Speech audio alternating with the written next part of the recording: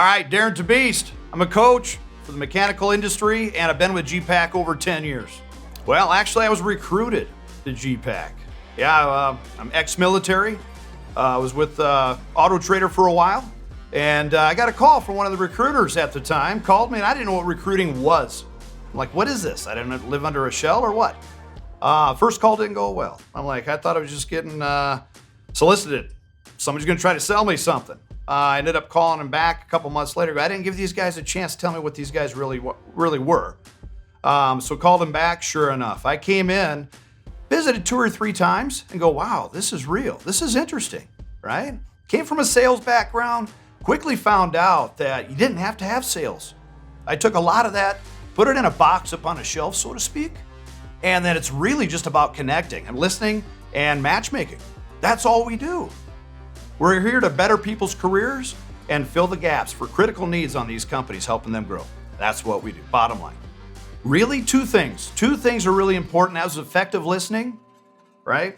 And matchmaking, right? So you got to be able to effectively listen. Layering questions. So once you get down to, you get taking them down an avenue here of why this, why that, what made you make that decision here. So learning that candidate or learning that hiring authority. What makes them tick? What's their hot buttons? So what really helped me is my mentality. You've got to have a strong mind for this. You got to be competitive. But I will tell you that my whole thought process from the beginning was, hey, the more activity I get on the front end, the faster I'm going to get off the ground, right? So when I hit that about 80 days, it was about 2 weeks later that everything I did flip-flopped my desk. I mean, now I had a whole new problem, a good problem.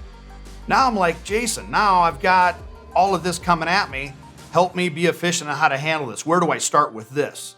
That's where it really broke through, right? And it was pretty cool because that put fuel in my tank again. That was huge. So that's why when I'm talking with somebody about even bringing them on, I want them to understand this is the cycle. This is what you will experience, but you just got to weather it. Trust us, trust the process, and it will take off. If you're going to try and reinvent the wheel, you'll struggle. You'll swim in circles until you're tired and quit. So you've got to trust the process. That's just anybody. I would tell anybody this, that you've got to get good at the process before you can start even trying to make it yours. But again, it's human nature to try to cut corners, reinvent the wheel, get immediate results. You got to trust the process. What I really leaned on was what we had Blueprint to 400 at the time. I didn't know how to efficiently run a desk. I didn't know what I needed to do next, but that blueprint, I printed it out and I hung it by my desk, and I followed that to a T, right? And again, that was put in front of me, and I was like, yeah, well, if this is the recipe, then I'm gonna give it every shot I can possibly do it, because you're establishing habits day one, whether they're good or bad. So I would rather have most of them good, and being blind, not know where I need to go to. So I'd follow that. Yeah, I mean, I followed that to a T. And the activity was seriously 3-4 hours a day, because I figured the more activity, more I put in on the front end here, the faster I will get off the ground. Well, I think what it does is it really disciplines you, right? I think somebody with a military background, including, obviously me for an example, is that discipline that I didn't have before the military. I think that helped me in a lot of spots in here, because I know I've got to trust people that were good at it, right? The people that would give me the guidance, give me that blueprint. And go, okay, so my discipline in that turned me into a heck of a soldier, right? Being in the top 5%. So I'm just driven that way. I'm very competitive. I'm very determined. I don't want to you got to keep your head strong, period. Because most of this, or even in life, right?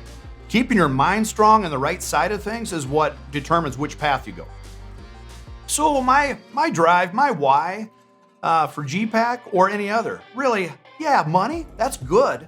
But the reason that I'm in the position I'm in now is I thrive, I bleed. I guess from the military, I just believe the motivation and the drive to help others grow. I really, that's what keeps me thriving, is helping others grow and teaching this process and what we do the best way we possibly can, because I've been through that same thing, right? Thank goodness I had a good coach that led me down the right path too. But That's what my thrive is. I like to see others grow, the people that want to take the ball and run with it. So yes, we get paid to do a wonderful thing. Better people's careers, help companies grow. You get paid for that. But there's something to be said when you hear a candidate call you on the phone and say, hey, you can hear the emotion through the phone. Say, you guys, I can't thank you enough. Get me into this opportunity. I never would have got it. Didn't even know it existed. It is so cool. You almost get goosebumps for the difference that you make for candidates and hiring authorities. So as far as what made me transition into a coach, well, I love training people and watching the recruiters themselves grow, knowing what they're doing is getting relayed to candidates and companies, if it's done right. So for me, that's what is running through my veins. So what makes this a meaningful career here at GPAC is, again, I would say the influence that we have to better people's careers. Bottom line, I mean, if we're talking to 10 random people, all employed, 8 out of those 10 are at least open for a new opportunity. 9 and 10, we're not here to talk them out of their job. But the other 8, what could we have that's better than what they currently have? And here's the thing, it's all about them.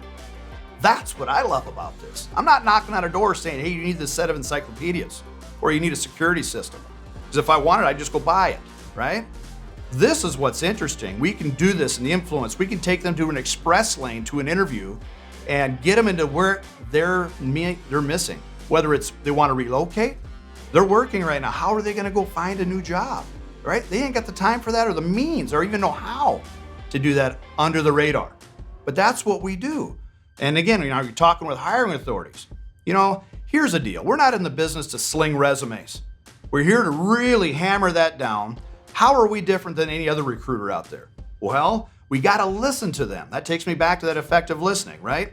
If we can prove ourselves different, this is what's important. Hiring authority, paint me a picture. What is important to you?